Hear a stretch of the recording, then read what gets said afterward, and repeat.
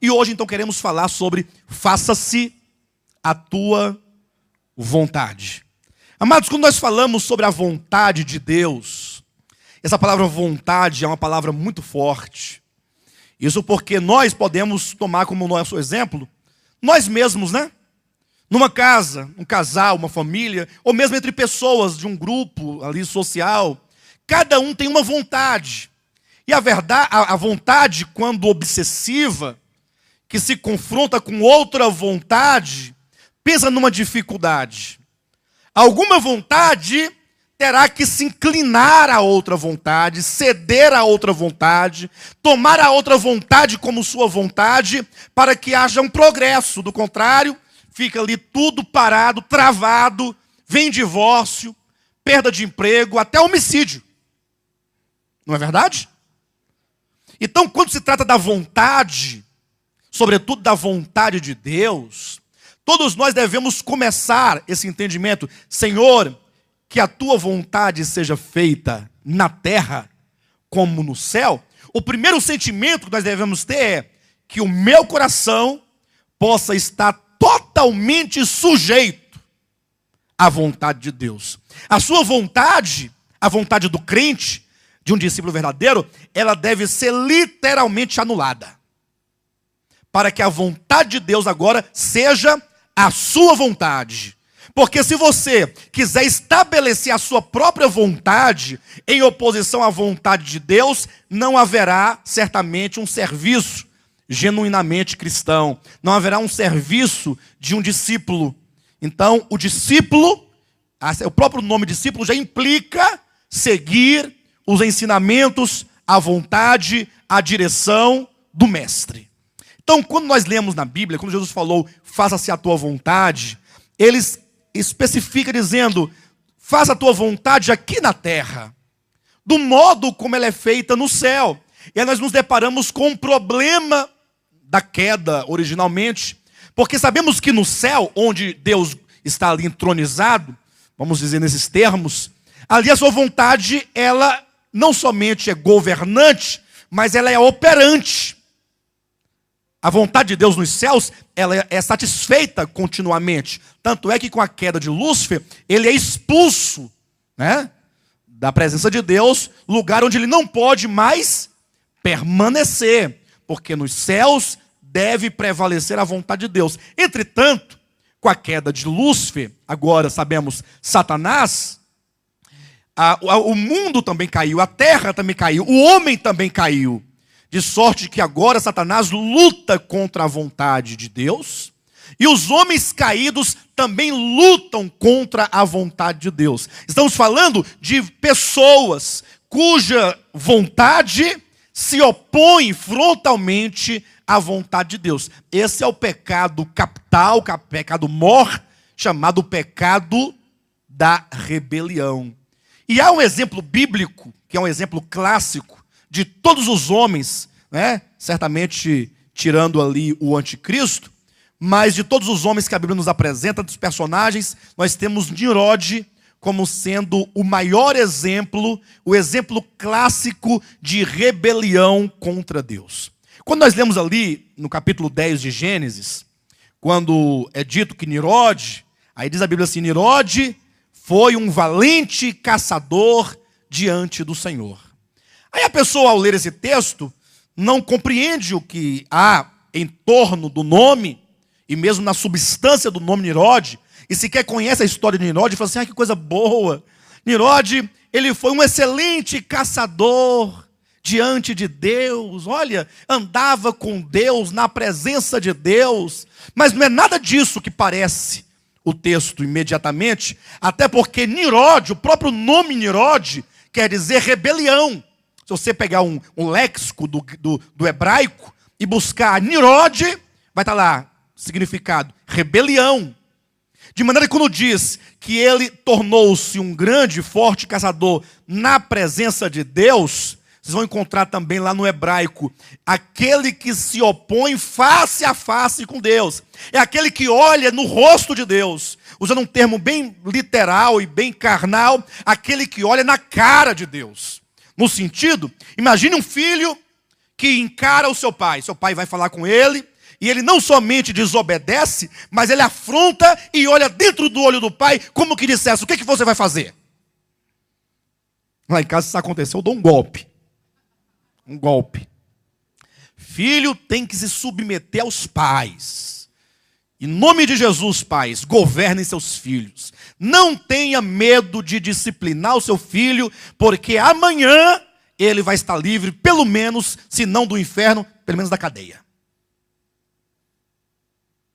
Muitos pais, pai e mãe, sofrem, sobretudo mães sofrem.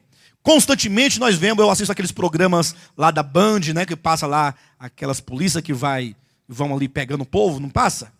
E entra nas casas, aí entra na casa do bandido lá para pegar droga, e lá vem a senhora: eu sou uma serva de Deus, não faz isso não.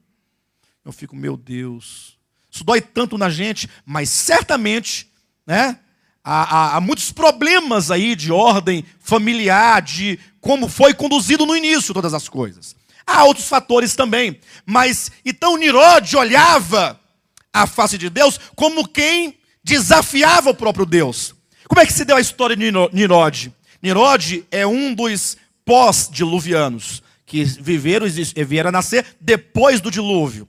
O dilúvio foi o quê? Foi um juízo que Deus derramou sobre a terra.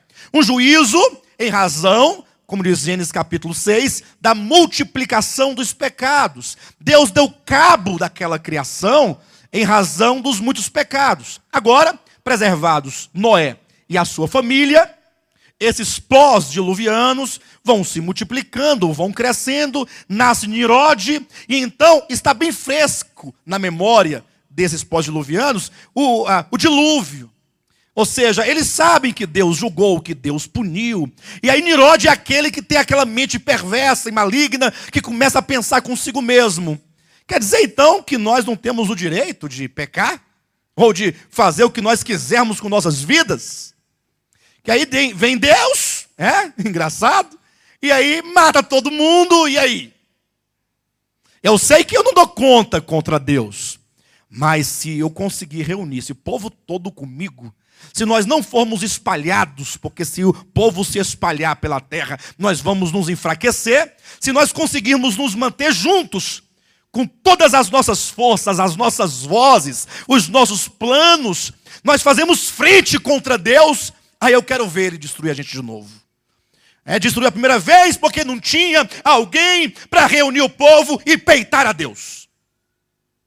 Esse era o pensamento de Nirode. E não é assim que acontece toda a rebelião? Mesmo hoje nas igrejas, ninguém se rebela sozinho, porque não tem força, é fraco. Ele tem que chamar 1, 2, 3, e vai escolhendo os príncipes, aqueles que têm influência, e começa a contaminar a mente, falar, e coisas mentirosas, inclusive, mentiras, sofismas, para depois fazer frente às autoridades e ganhar. E muitas igrejas acabam perecendo, de fato, no sentido de igreja estabelecida, em razão disso. Nirode, então, reuniu o povo e falou: povos pós-diluvianos. Povo, pois não. Olha, vamos construir uma cidade para nós. Mas para que uma cidade? Para nós não sermos espalhados. Nós não podemos nos espalhar. Temos que nos manter reunidos, juntos. E aí, vamos construir para nós uma torre. Uma torre cujo tope alcance os céus.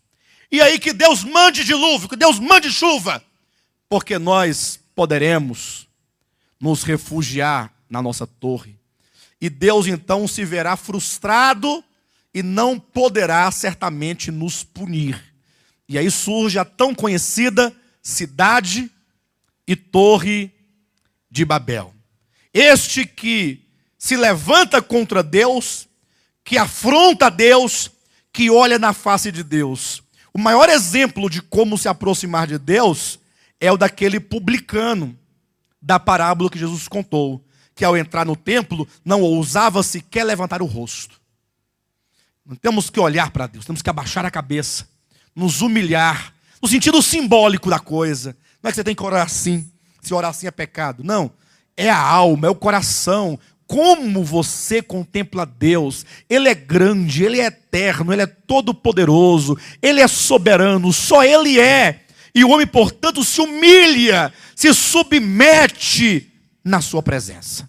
Como diz Tiago, humilhai-vos debaixo da poderosa mão de Deus, e Ele no tempo determinado vos exaltará. Então esse coração de servo, de discípulo, não tinha, faltava em Nirode. Nirode queria discutir com Deus, debater com Deus, e inclusive falar que Deus não tinha o direito de agir como ele agia, afinal nós somos livres.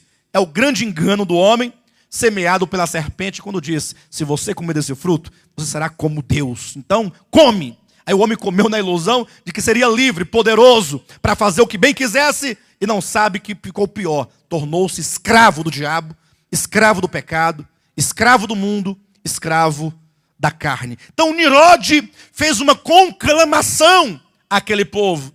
E como nós sabemos que Babel, em Gênesis capítulo 11, é apenas a semente que germinou, que cresceu e tornou-se Babilônia, que continuou a crescer, que amadureceu, deu frutos, tornando-se a grande Babilônia, em Apocalipse capítulo 17 e 18.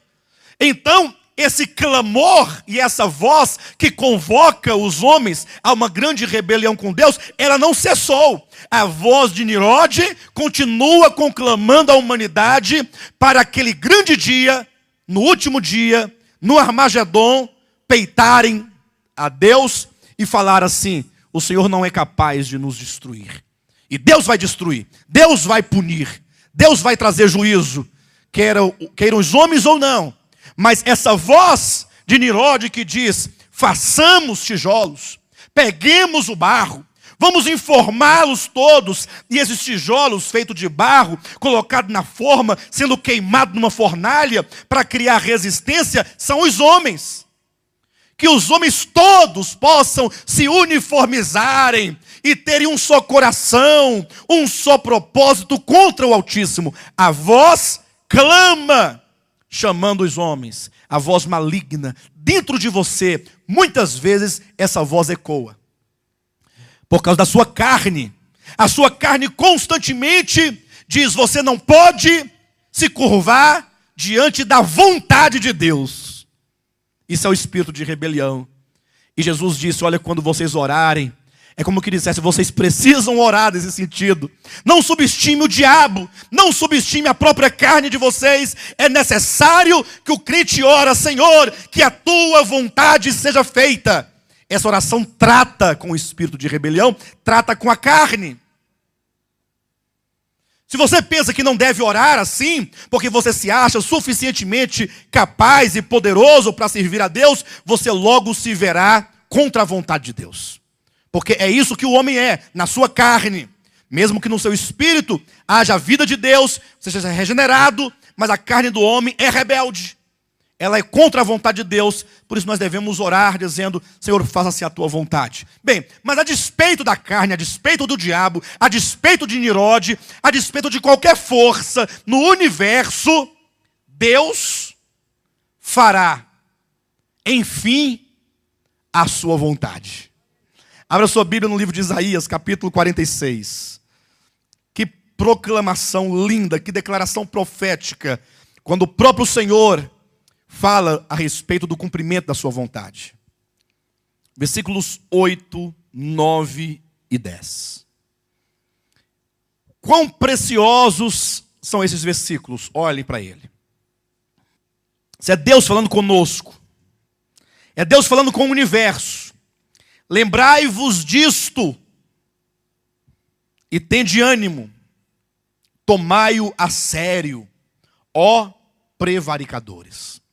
Quero que você olhe para o seu irmão e diga assim, leve Deus a sério. Leve Deus a sério. Como diz Paulo aos Gálatas, né? De Deus não se zomba. Não vos enganeis. De Deus não se zomba. Porque aquilo que o homem semear, isso também se fará. Então é dito, levai-o a sério. Versículo 9. Lembrai-vos das coisas passadas da antiguidade. Olhe para o passado, é como se dissesse que eu sou Deus e não há outro. Eu sou Deus e não há outro semelhante a mim. Veja que Deus diz, olha, não há outro Deus, eu sou o único e exclusivo Deus. Mas por que ele é o único e exclusivo Deus? Nimrod pode questionar, Lúcifer, caído, Satanás, pode questionar. Quantos homens rebeldes existirem ao longo da história poderão reclamar e declarar, por que só tu és Deus? Quer dizer que somente tu pode ser Deus, eu não posso ser também? O diabo também não quer ser Deus? Não ser o Deus, mas ser Deus, no sentido do poder e da adoração, da autoridade, do governo. Os homens muitas vezes também não querem ser isso. Mas Deus fala, não, mas só eu sou Deus. Não há outro Deus além de mim. Ah, mas então Deus é muito egoísta? Ele é muito caprichoso? Não, porque o ser Deus não é questão de querer, é a questão de ser. Porque só Ele é criador, só Ele é sustentador, só Ele é mantenedor, só Ele tem de fato a vida, o poder, a autoridade de realizar aquilo que Ele bem deseja. O que significa que somente Deus possui uma vontade absoluta e infinita. Nenhuma outra vontade absoluta. Pastor, eu tenho vontade, mas a sua vontade, ela está subordinada e sujeita, não somente a Deus, mas a um tanto de leis. Quer ver uma coisa? Você está com vontade de quê? De quê? De almoçar. Aí você fala assim, eu estou com vontade de almoçar. Eu não somente estou com vontade no sentido de ter necessidade, fome, mas eu determino no meu coração que eu não vou esperar a reunião acabar. Eu vou me embora para minha casa, não é nenhuma ameaça. E eu vou almoçar num restaurante. Será que essa sua vontade, determinação, ela pode se efetuar absolutamente? Se Deus te colocar uma diarreia aguda, agora tu ficarás 3 dias sem conseguir olhar para a comida. Fraco, dissolvendo-se em água. E quando olha para a comida, não tem fome, não tem como você comer. O que significa que a sua vontade não é absoluta. É vontade. Mas só Deus tem vontade. Por isso ele diz no versículo 9. Lembrai-vos das coisas passadas da antiguidade, que eu sou Deus, não há outro. Eu sou Deus e não há outro semelhante a mim. Versículo 10. Que desde o princípio, eu sou aquele que desde o princípio anuncio o que há de acontecer. E desde a antiguidade, as coisas que ainda não sucederam. Eu sou aquele que diz, ou que digo, o meu conselho, o meu propósito, o meu plano, o meu desígnio permanecerá de pé. Aí ele olha para o universo, para anjos, arcanjos, querubins, serafins, caídos ou não, principados, potestades, dominadores, forças espirituais, universo, as forças do universo, ventos, tempestades, homens, animais, vermes, bactérias, vírus, não importa. Ele desafia dizendo, eu cumprirei toda a minha vontade. Por isso sou Deus. Que se levante o universo, que se levante Nimrod, que se levante os pós-diluvianos, os antediluvianos, que venham o mundo inteiro contra Deus, ele cumprirá. Por isso ele diz, passarão os céus e a terra. Ou seja, que passem os céus e a terra. Podem até destruir tudo, mas as minhas palavras se cumprirão. Quando ele diz passarão os céus e a terra, não quer dizer que vai passar para depois cumprir. Não. Ainda que a terra passe, ainda que o mundo... Não interessa o que aconteça.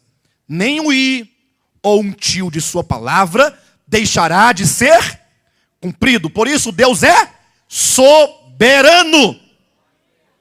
Tem o controle de todas as coisas. E nós que cremos no seu nome oramos. Pai nosso que estais nos céus, santificado seja o teu nome, venha o teu reino, que a tua vontade aqui na terra seja realizada, como é realizada nos céus. Pastor, mas não vai cumprir de todo jeito? Ele não vai fazer a vontade dele? Por que nós temos que orar? porque orar não é simplesmente pedir. Orar é se colocar ao lado de Deus, se unir a Deus e declarar todos os propósitos de Deus. Senhor, realiza aquilo que tu vais realizar. Porque no tempo nós sofremos. Porque no tempo nós sofremos quando vemos os homens desprezarem o nome de Deus. Quando vemos os homens zombarem de Deus. Quando nós somos zombados, escarnecidos, somos humilhados, não nos dão crédito. Senhor, então, faça logo essa vontade eterna, que tu certamente farás, porque está profetizado, está determinado, está decretado. Mas, Senhor, cumpra a tua vontade aqui na terra. O coração do discípulo tem um desejo. O coração de todo crente genuíno tem um desejo de ver a vontade de Deus estabelecida, firmada, concretizada na terra. E todos os homens na terra vendo cumprida a vontade de Deus. Aí o universo vai declarar: só o Senhor é Deus. Jesus é o Senhor. A vontade de Deus, eu sei que é muito amplo se falar da vontade de Deus. Não teríamos como falar, esgotar a vontade de Deus. Mas nós colocamos aqui a vontade de Deus em 3 perspectivas, que é o que nos interessa no momento. Quanto a esse tema, colocamos a vontade de Deus em relação ao seu Filho e ao seu reino. Colocamos a vontade de Deus em relação à obra de seu Filho, realizada enquanto homem encarnado, Deus encarnado, digo. E terceiro, a vontade de Deus em relação à igreja. Os irmãos acompanhem nesses 3 itens rapidamente? Amém? Como que essa nossa oração, ela não é geral. Quando falamos, Senhor, que a tua vontade seja feita aqui na terra, então nós sabemos exatamente que vontade é essa pela qual nós oramos e a qual nós desejamos vê-la realizada e concretizada. Então a primeira perspectiva de se contemplar essa vontade que Deus certamente fará é a vontade de Deus em relação ao seu Filho e ao seu reino. Então abra a sua Bíblia no livro de Salmos, no capítulo 2. E esse salmo, ele é muito precioso no que tange a esse particular, o cumprimento da vontade de Deus no que diz respeito ao seu Filho e ao seu reino. Eu quero que você olhe com muito carinho para esse capítulo 2. Acredito que nunca mais esse capítulo será o mesmo na sua vida a partir de hoje. Você terá uma impressão totalmente diferente, profunda. Você vai sentir um profundo gozo do Espírito Santo ao você contemplar esse capítulo, porque dessa perspectiva de que estamos tratando aqui. Começa assim, esse salmo, querido, não somente esse, mas os salmos têm uma característica, em que há vários narradores, né? Ou pelo menos, não é bem assim que se diz, mas as pessoas do discurso que falam mudam muito. Ora é o salmista, ora é Deus, ora é o Filho. Então você tem que estar atento para quando se mudar a pessoa do discurso, para que você compreenda o salmo. Senão você pensa que é o salmista que está falando, mas não é ele, é Jesus que está falando. Lógico, o salmista falou esse salmo, mas ele falava inspirado, profeticamente. Naquele momento ele era a voz do Pai, era a voz do Filho, era a voz do Espírito, era a voz dos homens. Então é quando aquele narrador, ele assume várias vozes diferentes dentro do texto, para poder dar conta, das várias perspectivas, das várias visões, das várias manifestações dentro do texto. Então começa assim o salmista falando: por que se enfurecem os gentios e os povos imaginam coisas vãs? Então imagino aqui, talvez o salmista pensando, tendo como modelo inicial Nirode. Quando Nirode começa a imaginar e a pensar que ele era capaz de, juntamente com aquelas pessoas, se unirem contra Deus, se rebelarem contra Deus, achando que dariam conta de vencer a Deus. Por isso a pergunta é: por que se enfurecem os gentios? E por que os povos imaginam coisas vãs? Ou seja, esse pensamento dos povos e das nações, dos homens contra Deus, é tolice. O texto vai provar isso. Ele fala: imagina coisas vãs. Versículo 2. Os reis da terra, e isso é o que ele chama de coisa vã, se levantam e os príncipes conspiram contra o Senhor e contra o seu ungido. Veja que Senhor na sua Bíblia está todo em caixa alta. O caso aí é porque no texto grego lá é Yahvé, né? É o nome de Deus, é o nome pronunciável. Então diz que os reis da terra se levantam. Mas se levantam para quê? Para conspirarem contra Deus e conspirarem contra o seu ungido. Quem é o ungido do Pai? Jesus, é o Cristo de Deus, é o ungido, é o Messias. Veja que lá atrás, no tempo de Davi, já se falava dessa conspiração contra Deus e o seu ungido. Ora, mas se o seu ungido, que é Jesus, não havia sequer nascido, ora, então, por que essa conspiração? Então veja que aqui está a ideia do supremo propósito de Deus. Deus tem determinado no seu coração, está decretado, é sua soberania, de que o seu filho vai governar o universo. Amém? Diga, o Filho de Deus vai governar o universo. Mas os reis não querem. Os povos não querem. Os Nirodes não querem. A carne não quer. O pecador não quer. Muitas vezes a igreja de Jesus não quer. Por isso, eles querem resistir, como que dissesse, ele não vai reinar. Ele não vai estabelecer o reino. Porque nós não vamos deixar. Talvez você diga, não, pastor, eu nunca disse isso, cruz credo. Bem, talvez você não tenha dito isso, mas talvez as suas atitudes digam isso diariamente. Quando eu digo da carne, é porque muitas vezes estamos agindo como que dissesse, eu sou governo de mim mesmo, eu mando em mim mesmo, eu farei deste modo e ponto final. Há uma resistência à vontade de Deus. Então é dito que esses povos, esses reis, esses príncipes se levantam e eles dizem, versículo 3, rompamos os seus laços e sacudamos de nós as suas algemas. Não queremos laços, não queremos estar presos a Deus e ao seu ungido, não queremos compromisso. Ele não reinará sobre nós. Versículo 4, aí o salmista diz, ri-se aquele que habita nos céus. Quando Deus olha para Nirode, quando Deus olha para Datã, Coré, Abirão, tantos rebeldes, quando Ele olha para a nossa atitude carnal de se opor, o que Deus faz? Ele sorri. Fala assim, será que esse indivíduo, esse anjo, essa criatura, tem noção clara do que ele está pensando e fazendo? Será que ele tem noção?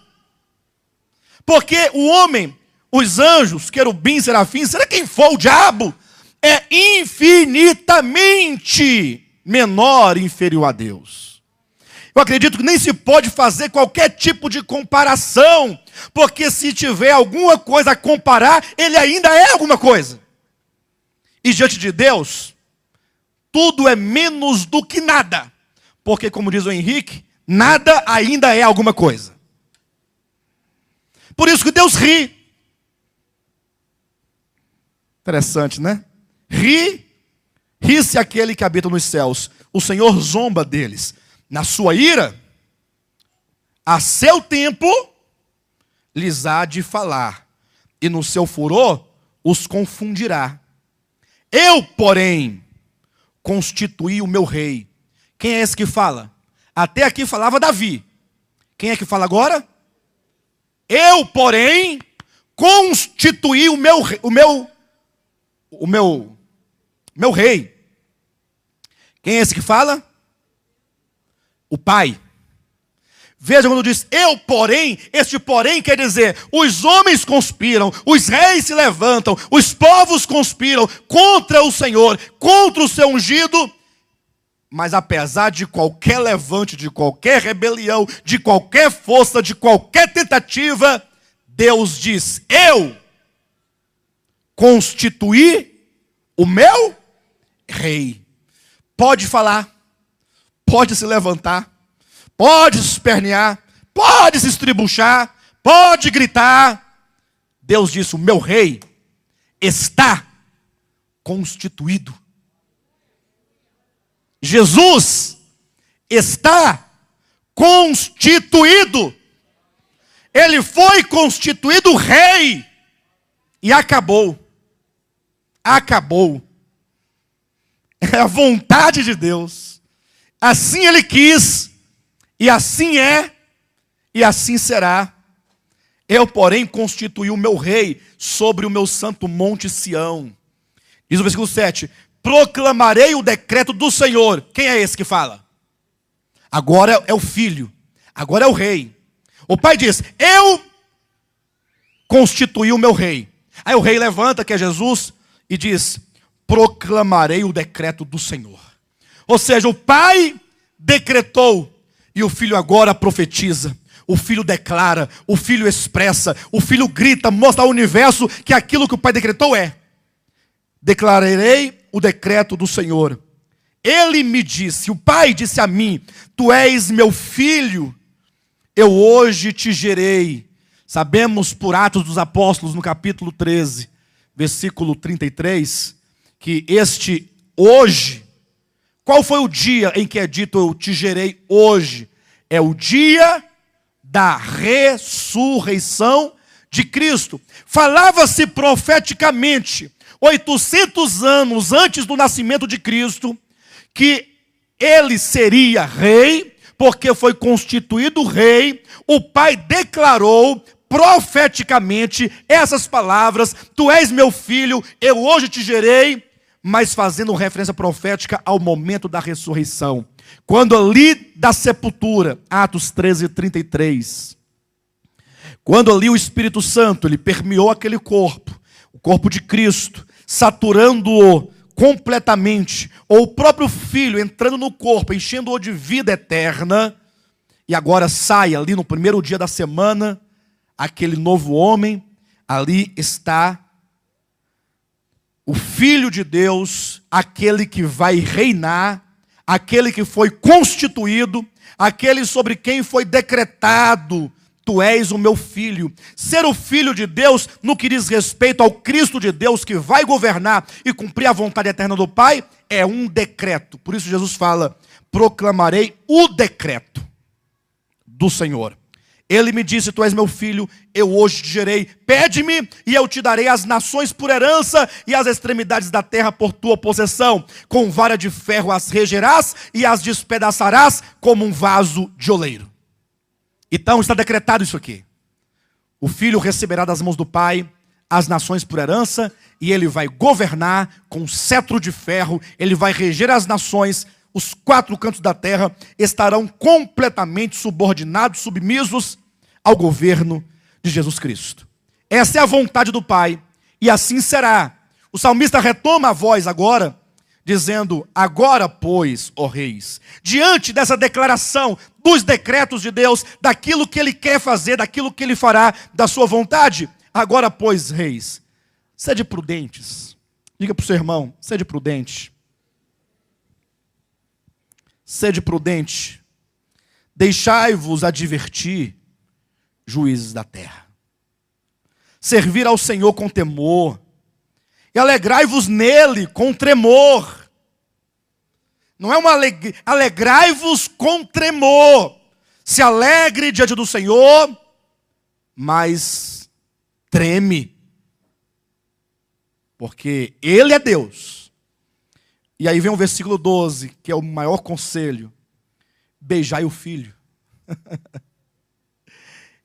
Ele é o filho, está decretado, ele vai reinar. O que eu devo fazer? Só tem uma saída. Beijai o filho. Se reconcilie com o filho. Abrigue-se à sombra da cruz, para que a ira dele não recaia sobre você. Aqueles que não beijarem o filho, dentro em pouco tempo perecerão. Bem-aventurados todos os que nele se refugiam. Então, essa vontade de Deus será cumprida. Quando você ora, Pai nosso que estás nos céus, seja feita a tua vontade aqui na terra como é feita no céu, você está dizendo, Senhor, que essa vontade tua, esse decreto teu, embora os homens se levantem contra, mas que isso se cumpra, que o teu reino aconteça. Ponto 2, a vontade de Deus em relação à obra do seu Filho. Interessante, queridos, porque muitos se opõem à obra de redenção. Muitos. E há dois grupos de pessoas que se opõem à obra de redenção: ateus, filósofos ateus, e crentes que não compreenderam a obra de redenção.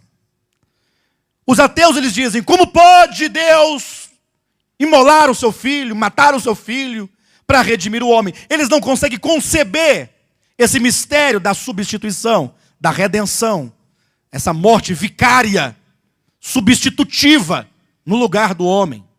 Eles não entendem isso. Mas eles são um povo, né? Já está dito a respeito deles que a única saída para eles é beijar o filho. Do contrário, está decretado que eles serão destruídos. Mas o problema é que há crentes que não compreenderam ainda a morte de Cristo. E porque não compreenderam, eles querem pagar a sua salvação. Eles querem fazer obras para garantir a sua salvação. É certo que isso é produto de uma cultura, é produto de uma mente contrária à palavra de Deus, mas que vem sendo transmitida, né, por aqueles que vieram antes de nós, vai sendo impregnado. Porque se você olhar para as várias faces do cristianismo, todas elas dizem em unanimidade que a salvação, que seja pelo mérito de Cristo, mas tem que ter obra, do contrário não é possível que aconteça. Aí você olha para o catolicismo, diz: não há salvação somente por fé, tem que ter obras. Você olha para o protestantismo, ou melhor, para o movimento evangélico, eles dizem: não há salvação sem obras. Eu sei que é em Cristo, mas tem que ter obras. Você olha para o espiritismo, que dizem ser ali, eles, os espíritas, cristãos, embora não sejam de fato, mas eles argumentam que são, e que são. Também dizem que são as obras que vão te garantir uma vida futura melhor. Mas a Bíblia diz que não. Que quando Deus se propôs salvar o homem, Ele determinou no seu coração a sua vontade. Como Deus faria, é a vontade dele. Portanto, você não pode resistir à vontade de Deus quanto à salvação. O crente só pode receber e ser eternamente grato, louvar e adorar a Deus pela obra de salvação. Nada mais você pode fazer. Nenhuma contribuição de obras humanas, de dinheiro, de votos, de não pecar mais, de jejuar, de orar, de congregar, nada. Esqueça isso. Você só pode falar: Senhor, muito obrigado pela tua obra de redenção. Eu quero que os irmãos abram a sua Bíblia no livro de Hebreus capítulo 10. Versículo 4. Porque é impossível que o sangue de touros e de bodes remova pecados. Bem, sabemos que havia um sistema no Antigo Testamento, sistema de sacrifícios, para se obter o perdão de pecados, né? Então, o texto aos Hebreus fala que é impossível. Então, aquele sistema era ineficaz, ele não era suficiente, ele não podia, de fato, remover os pecados. O sacrifício do Antigo Testamento não tinha como fazer isso.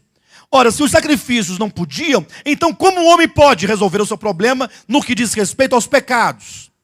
Aí se propõe mudança de vida, muda a alimentação, muda as roupas, muda os lugares onde você frequenta, muda seus hábitos, deixe de beber, deixe de fumar, não tome café, não jogue bola, não olhe para o lado, não vire para o outro, não se mexa, se mumifique. Você tem que virar uma múmia, se fossilizar, ficar lá dentro da igreja cantando, batendo a cabeça, gritando, pulando, dando dinheiro para ver se você é salvo.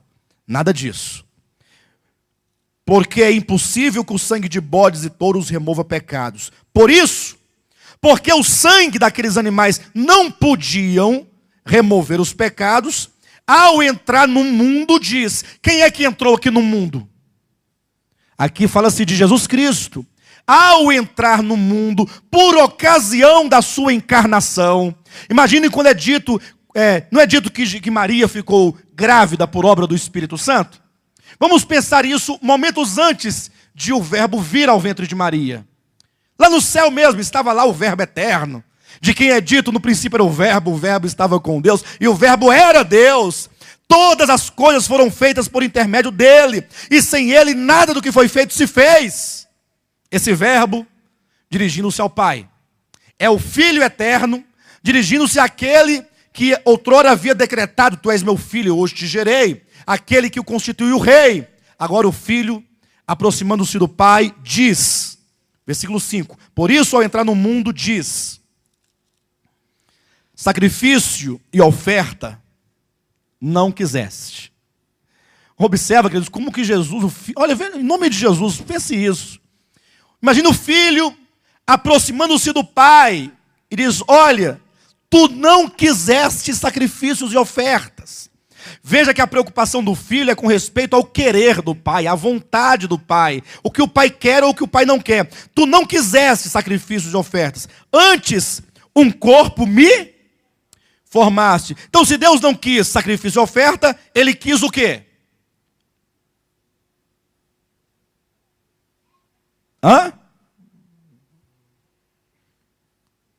Ele quis o Filho.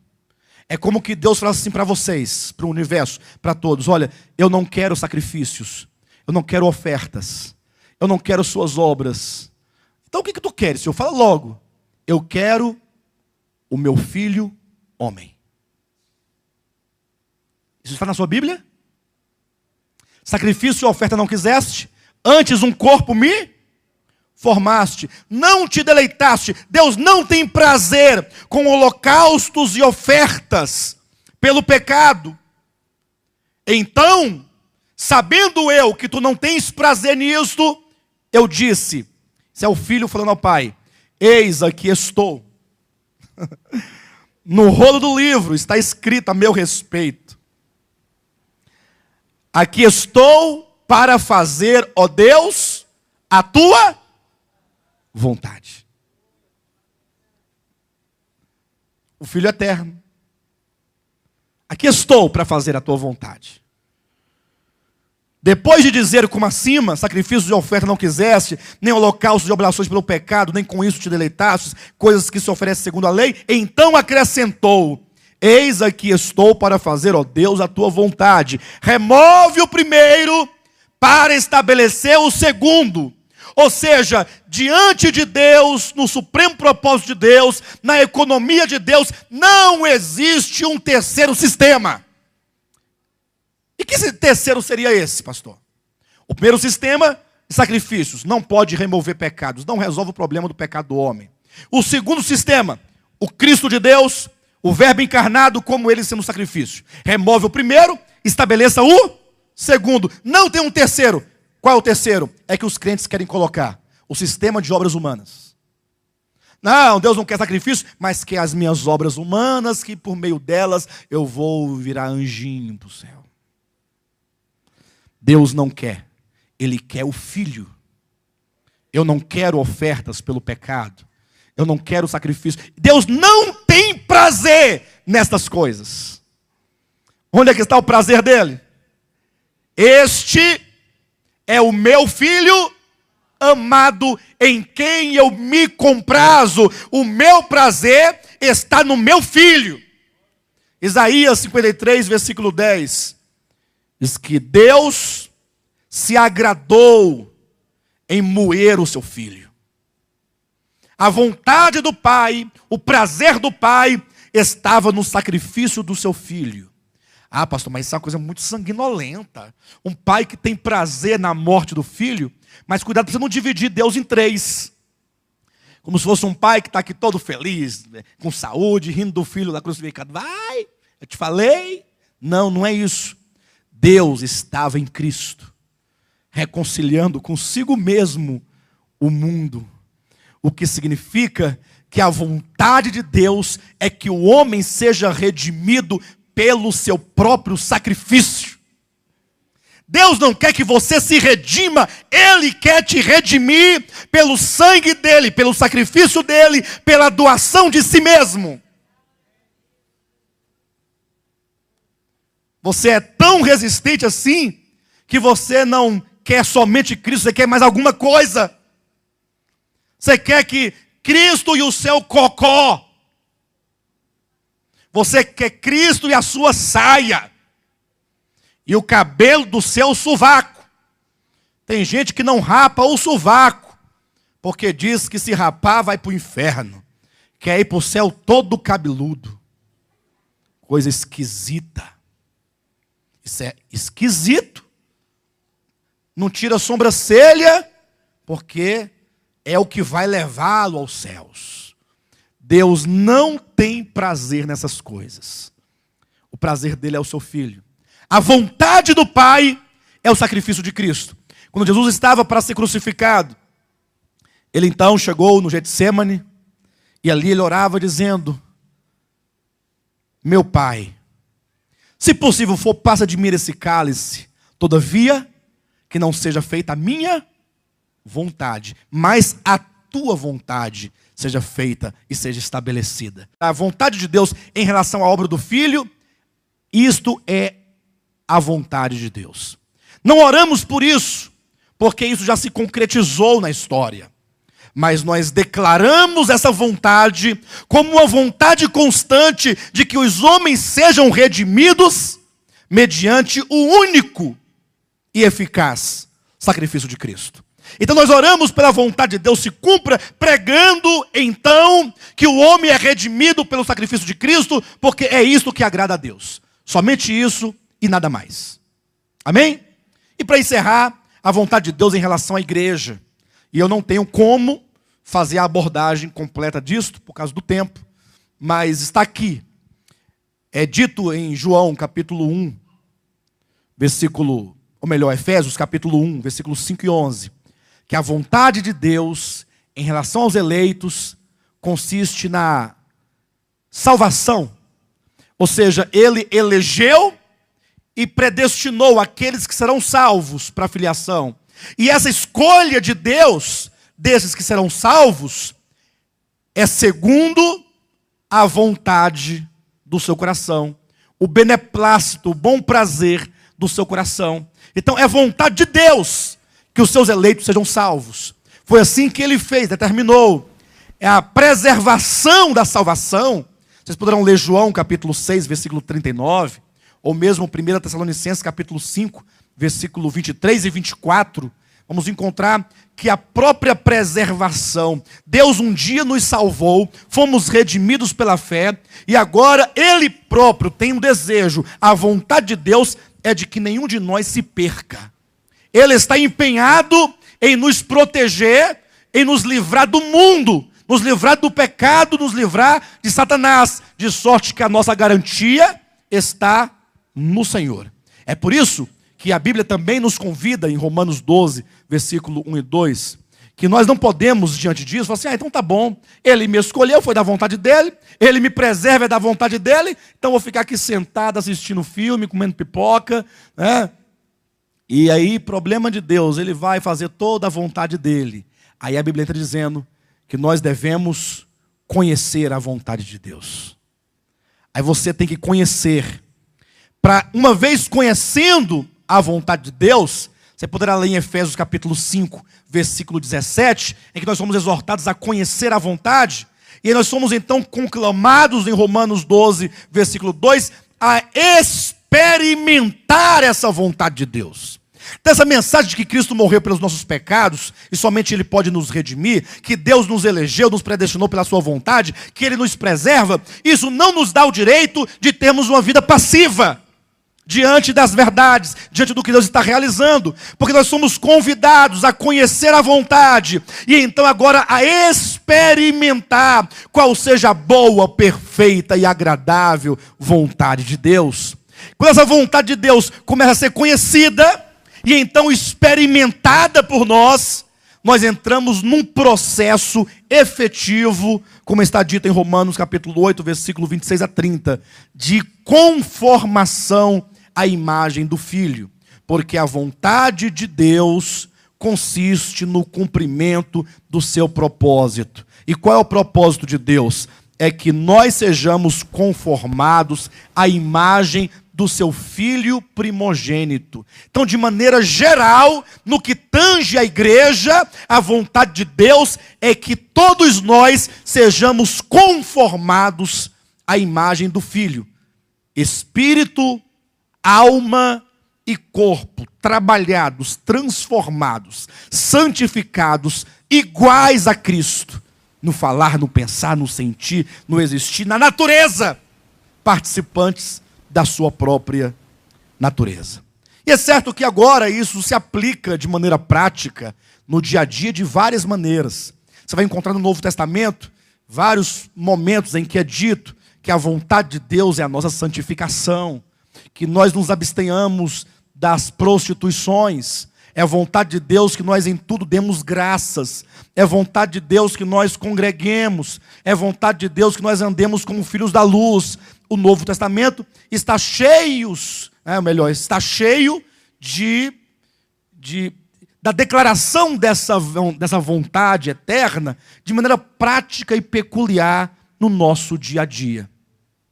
É por isso que nós devemos estar na igreja para, mediante os homens dons, chegarmos a esse entendimento, a essa compreensão, para vivermos a vontade de Deus. Amém?